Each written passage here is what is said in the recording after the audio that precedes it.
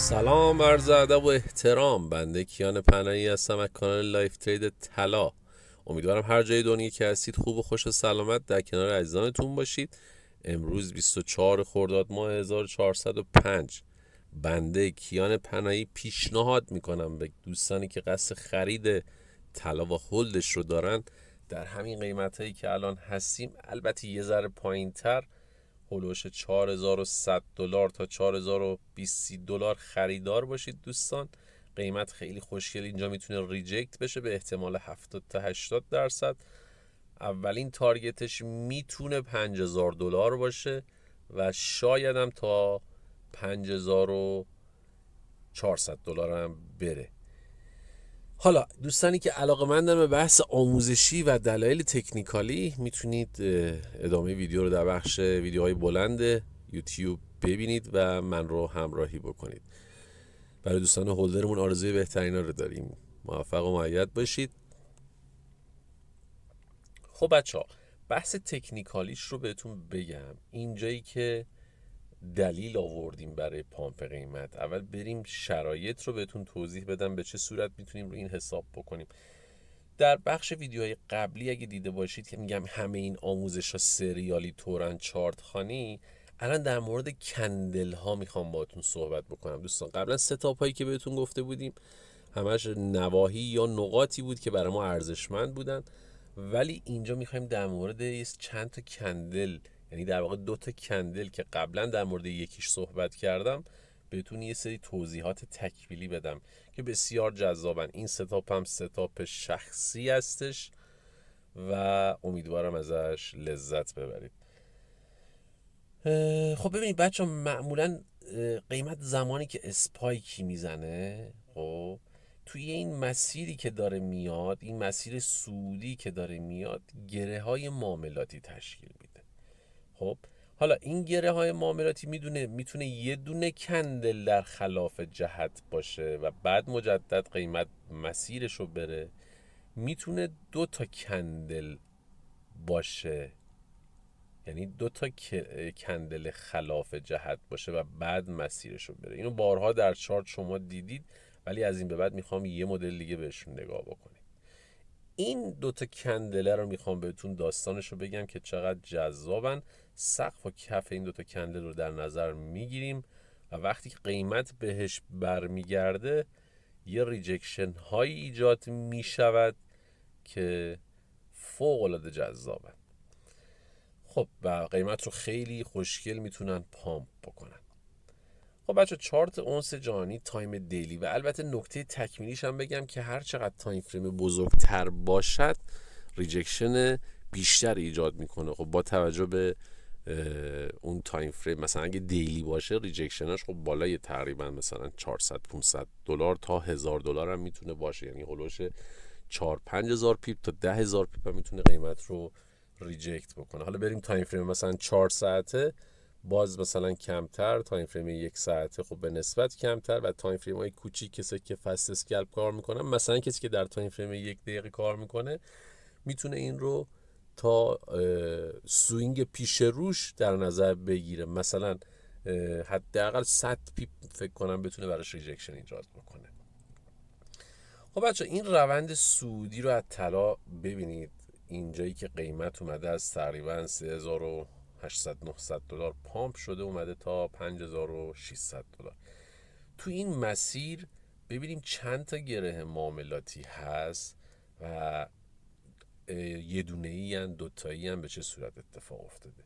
این رو میخوام مد نظر داشته باشید. اول ببینید اینجا قیمت شروع کرده، اومده اینجا یه گره انداخته، بعد اومده پایین رفته بالا، 3 تا کندل پشت سر هم، 2 تا سبز، اینجا 2 تا کندل دوجی، همین گره ها. این گره ها رو ببینید اینجا دوتایی بوده، بعد رفته بالا تک گره، اینجا یه پین بار، دوباره اینجا یه پین بار، یه گره و بعد دوباره رفته بالا تک گره، دوباره تک گره، اینجا دوباره تک گره بوده، یه اینگولف و اینجا اومده دوباره 2 تا گره داده، دوباره تک گره، اینجا 2 تا پین بار، اینجا دوباره تک گره و بعد اینجا اومده آبشاری ریخته. این آبشاری ریخته این معمولا یکی از نشونه هاشه. خب ببینیم به کجا واکنش نشون داده، این برای من جذابه. خب اینجا رو ببینیم، این دوتا گره بود دیگه، دوتا دوجی، این دوتا گره، سقف و کف این دوتا گره رو در نظر میگیریم. من یکم چارت رو براتون زومین بکنم بهتر ببینید منظورم رو دوتا گره، منظورم دوتا کندل کدوم هست. این سقفشه، این هم کفشه. خب این دوتا رو در نظر داشته باشید. حالا این دوباره ادامه داره این آموزش در مورد این گره ها که البته سعی میکنم توی همین جلسه اگه وقت بشه بهتون توضیح بدم. خب قیمت اومده خیلی زیبا به این سقف این دوتا گره واکنش نشون داده و هلوش فکر کنم $1000 هم اینجا پامپش کرده. نگاه کنید از $4400 تا $5400، یعنی نزدیک 10,000 پیپ، $1000 پامپ شده قیمت. خب این دوتا رو پاک بکنیم بچه ها، بریم سراغ ببینیم دوباره کجا دوتا گره داشتیم توی این مسیر. خب اینجا رو ببینید بچه ها، اینجا دوباره دوتا گره اینجا ببخشید این پینبار این به دردمون نمیخوره. اینجا دوباره دوتا گره داشتیم. اینجا رو میبینید سقفش رو در نظر میگیریم و کف این دوتا رو. خب بریم جلو ببینیم دوباره. بله اینجا رو ببینید چقدر زیبا، دوباره $4100 ریجکتش کرده، 4100 و تقریبا $9 تا هلوش. اینجا ببینید چند دلار بوده، هلوش 4800 900، یعنی دوباره نزدیک $800، 8000 پیپ اینجا ریجکت شده. خب همین گره رو دوباره برید جلو. این بار اومده به کفش واکنش نشون داده. ببینید $4020 به کف گره واکنش نشون داده و الان جذابیت داستان در تایم فریم 4 ساعته هستش. الان بریم تایم فریم 4 ساعته رو ببینید بچه‌ها، چارتتون رو ببرین تایم فریم 4 ساعته و اتفاقی که در تایم فریم 4 ساعته افتاده برای من جذابه. خب این تایم دیلی گره، تایم دیلی رو پاک بکنیم، خط و لاینش رو.